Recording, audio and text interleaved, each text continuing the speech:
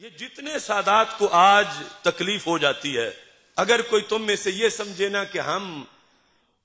ان کے میرٹ پہ پورا اتر جائیں، روافض بھی ہمیں محب اہل بیت مان لیں، تو آپ کبھی نہیں اتر سکتے اس وقت تک جب تک کہ جہنمی نہ بنے۔ یہ ہمارے یہاں ائمہ نے لکھا، روافض نے کہا کہ سیدہ فاطمہ رضی اللہ تعالی عنہا کا مانگ لینا، دعویٰ کرنا کہ یہ میرا ہے، بس یہی کافی تھا۔ ابو بکر صدیق رضی اللہ تعالی عنہ جو بھی کر لیں آگے سے وہ کچھ نہیں کر سکتے۔ کیوں؟ روافض نے کہا انہیں چادر تطہیر حاصل ہے، اور صدیق اکبر کو چادر تطہیر حاصل نہیں ہے، اور چادر تطہیر کا مطلب معصوم ہونا ہے، اور معصوم غلطی نہیں کرتا۔ تو پھر حضرت فاطمہ رضی اللہ تعالی عنہا کا دعویٰ تو اس آیت سے ثابت ہو گیا۔ ایک ہے تطہیر کا معنی روافض کے ہاں معصوم ہونا، کہ ان سے غلطی کا امکان ہی نہیں، اور دوسرا ہے تطہیر کا معنی اہل سنت کے نزدیک کہ غلطی کا امکان تو ہے لیکن رب نے حفاظت فرما دی ہے۔ ایک ہے تطہیر کا معنی روافض کے ہاں معصوم ہونا، کہ ان سے غلطی کا امکان ہی نہیں، اور دوسرا ہے تطہیر کا معنی اہل سنت کے نزدیک کہ غلطی کا امکان تو ہے لیکن رب نے حفاظت فرما دی ہے۔ یہ روافض تم دلیل نہ بناؤ کہ معصوم تھی تو مانگنا ہی حق کی دلیل ہے، فلانی خطا کا امکان تھا اور خطا پر تھیں، جب مانگ رہی تھیں خطا پر تھیں۔ یہ روافض تم دلیل نہ بناؤ کہ معصوم تھی تو مانگنا ہی حق کی دلیل ہے، فلانی خطا کا امکان تھا اور خطا پر تھیں، جب مانگ رہی تھیں پر تھیں۔ بسم اللہ الرحمن الرحیم، الحمدللہ رب العالمین، وصلی اللہ علی محمد وآلہ الطاہرین، ولعنۃ اللہ علی اعدائہم اجمعین الی قیام یوم الدین۔ وقال اللہ تعالی وهو اصدق القائلین، انما یرید اللہ لیذہب عنکم رجس اہل البیت ویطہرکم تطہیرا۔ جیسا کہ آپ کے علم میں ہے کہ اس وقت ایک کلپ چل رہا ہے اشرف جلالی صاحب کا، کہ جو آئے دن کوئی نہ کوئی نیا شوشہ چھوڑتے رہتے ہیں، کہ پہلے حضرت ابو طالب کے بارے میں نازیبہ الفاظ کہے، اب حضرت فاطمہ الزہرا صلوات اللہ وسلام علیہا، کہ جو رسول اللہ صلی اللہ علیہ وآلہ وسلم کی صرف صاحبزادی نہیں تھیں بلکہ وہ صاحبزادی تھیں کہ جن کے بارے میں اشرف الانبیاء نے ارشاد فرمایا فاطمہ تو بضعۃ منی، کہ فاطمہ میرا ٹکڑا ہے۔ یہ موصوف خلیفہ اول کا دفاع کرتے ہوئے فرماتے ہیں کہ حضرت فاطمہ نے غلطی کی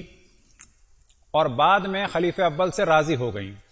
تو یہاں پر ہم توجہ دلائیں کہ حضرت فاطمہ زہرا سلام اللہ علیہا کا حق تھا جو رسول اللہ صلی اللہ علیہ وآلہ وسلم نے ان کو ان کی زندگی میں دے دیا تھا۔ اب جب یہ کہا جاتا ہے کہ انہوں نے جب مطالبہ کیا تو خلیفہ اول نے دینے سے منع کر دیا، اور جب خلیفہ اول نے روایت سنائی تو اس کے بعد وہ راضی ہو گئیں، ایسا قطعاً نہیں ہے۔ پہلی بات یہ کہ جب یہ کہا جائے کہ خلیفہ اول کو رسول اللہ نے فرمایا تھا صلی اللہ علیہ وآلہ وسلم نے اس روایت کے بارے میں، تو یہ در حقیقت توہین ہے خود رسول اللہ صلی اللہ علیہ وآلہ وسلم کی، کیونکہ ان کی ذمہ داری تھی ایز اے نبی کہ یہ مسئلہ تمام مسلمانوں کو بتاتے، اور ایز اے نبی اور ایز اے والد ان کی ذمہ داری تھی کہ یہ مسئلہ اپنی صاحبزادی کو بتاتے، نہ یہ کہ کوئی بھی شخص اس مسئلے سے آشنا نہیں تھا، صرف اور صرف خلیفہ اول ہی آشنا تھے۔ جبکہ خلیفہ اول اسی مسئلے میں پہلے اپنی رائے دے چکے تھے، کہ جس کا ذکر مسند احمد ابن حنبل کی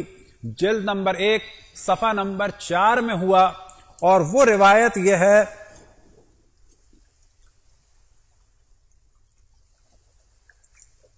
کہ حضرت فاطمہ سلام اللہ علیہا نے ابو بکر کے پاس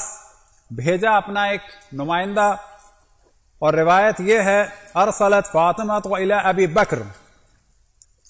انت ورثت رسول اللہ صلی اللہ علیہ وآلہ ام اہلہ، کیا تم وارث بنو گے رسول اللہ صلی اللہ علیہ وآلہ وسلم کے وارث بنے یا ان کے اہل؟ فقال لا بل اہلہ، کہ خلیفہ اول نے جواب دیا کہ نہیں بلکہ ان کے اہل وارث بنیں گے. یہ معاملہ تھا پہلے مرحلے میں. بعد میں انہوں نے اپنے پاس سے ایک روایت بنائی اور بنانے کے بعد رسول اللہ صلی اللہ علیہ وسلم کی جانب اس کی نسبت دی کہ جو ہم توجہ دلا چکے ہیں کہ یہ نسبت دینا در حقیقت رسول اللہ صلی اللہ علیہ وسلم کی رسالت کے منافی ہے. جنہوں نے اللہ کا پیغام بہترین طریقے سے پہنچایا، تمام انبیاء سے بہتر طریقے سے پہنچایا، کیا ان پر لازم نہیں تھا کہ اپنی وراثت کا مسئلہ ان کو بیان فرماتے کہ جن کو وراثت ملنی تھی؟ لیکن اگلا سوال ہم یہ کریں گے کہ اگر جناب فاطمہ سلام اللہ علیہا کو وراثت نہیں ملنی تھی، جیسا کہ خلیفہ اول نے ایک روایت بنانے کے بعد رسول اللہ صلی اللہ علیہ وسلم سے منسوب کی اور آج ان کے ماننے والے اس روایت کو صحیح قرار دے رہے ہیں، تو ہم سوال یہ کریں گے کہ اگر حضرت فاطمہ کو میراث نہیں ملنی تھی تو خلیفہ اول کی بیٹی کو اور خلیفہ دوم کی بیٹی کو میراث کیسے ملی؟ کیونکہ وہی میراث کہ جس کا وہ دعویٰ کرتے ہیں کہ کسی کو نہیں مل سکتی، وہ حضرت عائشہ کو ملی کہ جو خلیفہ اول کی بیٹی تھی، اور اسی کمرے میں خلیفہ اول دفن ہونے سے پہلے انہوں نے اجازت چاہی اور حضرت عائشہ کی اجازت سے وہ وہاں پر دفن ہوئے. اسی کمرے میں خلیفہ دوم نے اپنی موت سے پہلے ان سے اجازت مانگی اور حضرت عائشہ کی اجازت سے وہ وہاں پر دفن ہوئے. اور اسی کمرے کی زیارت کے لیے، قبر مطہر کی زیارت کے لیے امام حسن علیہ السلام کے جسم اطہر کو لایا جا رہا تھا اور حضرت عائشہ نے ممانعت کی، مخالفت کی، یہاں تک کہ تیر چلے.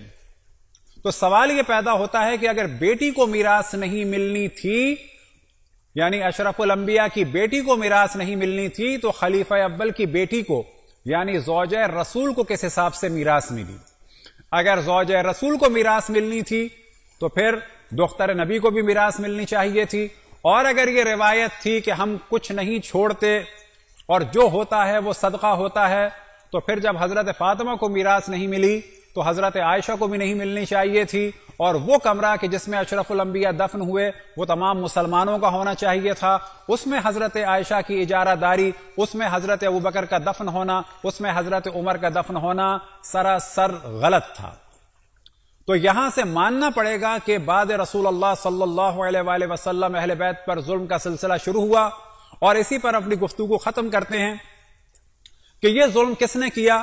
کس نے نہیں کیا. لیکن اتنی بات کنفرم ہے کہ اہل بیت پر ظلم ہوا. تمام مسلمانوں کو یہ سوچنا چاہیے کہ اشرف الانبیاء کے بعد جو ظلم کا سلسلہ ہوا وہ بڑھتے بڑھتے یہاں تک پہنچا کہ نبی کی رواسیوں کی چادروں کو چھینا گیا اور نبی کی نواسیوں کو اسیر کیا گیا، نبی کے نواسے کو قتل کر کے سر نوک نیزہ پہ بلند کیا گیا. آج یہ نسبت دی جاتی ہے کہ یہ کام شیعوں نے کیا. ہم یہ درخواست کرتے ہیں تمام مسلمانوں سے تحقیق کریں، اہل بیت کا ساتھ دیں، جنہوں نے بھی اہل بیت پر ظلم کیا ان پر لعنت بھیجیں. خدا، رسول اور ملائکہ کی اور تمام مومنین جن و انس کی لعنت ہو ہر اس شخص پر کہ جس نے اہل بیت سے بغض رکھا، اہل بیت پر ظلم کیا، اہل بیت پر ظلم کے لیے راہوں کو ہموار کیا، اور ہر اس شخص پر کہ جو اس ظلم کو جانتا ہو اور چھپاتا ہو. خداوند تبارک و تعالیٰ سے دعا ہے کہ ہمیں اپنے رسول، اپنے حجتوں، خصوصاً امام زمان علیہ السلام کی معرفت اور اطاعت کی توفیق عطا فرمائے. وصلی اللہ علی محمد و آلہ